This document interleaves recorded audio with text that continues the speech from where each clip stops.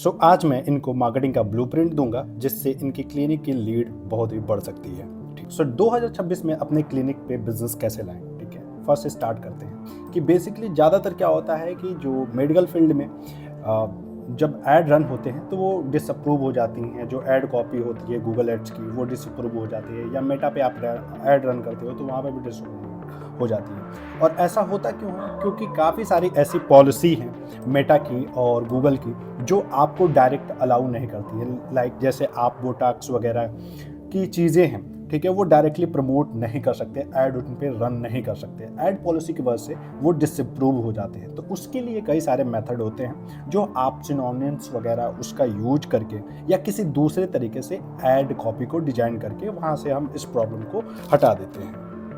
ठीक है, जैसे ऐड कॉपी में रिस्ट्रिक्शन हो जाती है। ठीक है, इमेज वगैरह में अगर हम कुछ लिखते हैं उससे रिलेटेड तो वो भी मेटा या गूगल उसे पढ़ता है और जिसकी वजह से हमारी ऐड डिसप्रूव हो जाती है। और जब कभी भी आप इसके लिए ऐड रन करो तो उसके लिए हमेशा डायरेक्टली एक सेपरेट लैंडिंग पेज यूज करो। ठीक है, जब आप सेपरेट लैंडिंग पेज यूज करते हो तो काफ़ी सारी चीज़ें उसमें आपकी लीड की क्वालिटी जो होती है वो बढ़ जाती है और यूजर डिस्ट्रैक्ट नहीं होता है। वो जाके वेबसाइट पे और चीज़ें नहीं पढ़ता है या और चीज़ों में ध्यान उसका नहीं भटकता, वो सिर्फ आता है और अपना डिटेल फिल करके। अब बात करते हैं क्रिएटिव स्ट्रैटेजी क्या होनी चाहिए इसके रिगार्डिंग। ठीक है, तो आपको क्या क्या चीज़ें, ज़्यादातर लोगों को लगता है कि है ना ग्राफिक्स पोस्ट कर देने से या रील बना देने से उनके अकाउंट पे बहुत अच्छा रीच आ जाएगा या लीड आ जाएगी, तो ऐसा कुछ नहीं है। ठीक है, मेनली अभी के समय में रील का इतना बज हो चुका है, कंटेंट का इतना बज हो चुका है कि लोग ज़्यादातर उस पर ध्यान नहीं देते हैं।